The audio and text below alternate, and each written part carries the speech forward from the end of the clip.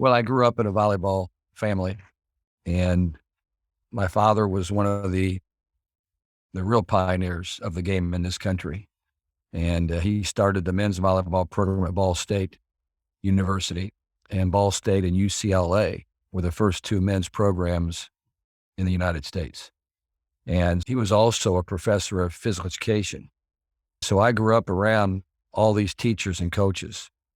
And to watch my dad be so positive and enjoy life so much. And then I had an older brother who was 3.5 years older that also was in teaching and coaching. And they made it look so easy. And it just seemed like it was such a great, I guess, occupation, great career choice. I didn't know if that was what I was going to do, but it just kind of fell into that. When you have an older brother like I had, you follow him. And I did a lot of that, played a lot of the same sports that he played, and eventually got into teaching and coaching right out of Ball State. I played, at Ball State University for my dad.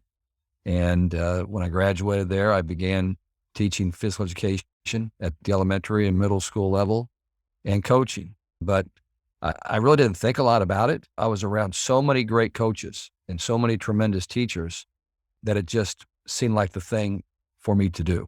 And they all had purpose in what they were doing. And I was just blessed that I was around so many of them that I think a lot of that rubbed off on me.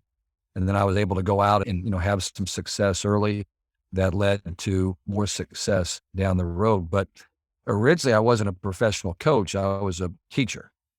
And then the coaching was just kind of on the side. And so I was coaching volleyball. I was coaching basketball. I was coaching track and field. I was coaching baseball.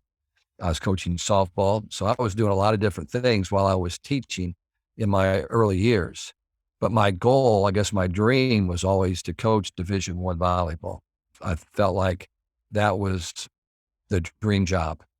And after 22 years of teaching and coaching, I finally was able to get to the opportunity. I never thought you would go. I went straight from high school, coaching high school and club, to coaching in the Big Ten Conference. And a lot of people, I think, second guessed that decision by Purdue to bring in this coach who never coached at the collegiate level before and then come to the Big Ten. But I've always believed coaching is coaching. There are tons of coaches at the high school and club level in America that can coach at the Division I level. I think that there's a misconception that just because you haven't been at college, you're not a great coach. Some of the best coaches in the world are not coaching at the college level or the pro level. They either don't want to do that or they just haven't gotten there yet. But I always knew once I started teaching and coaching that this was where I wanted to go. I was just very fortunate that an athletic director in the Big Ten had the guts to make that decision and allow me to come to Purdue.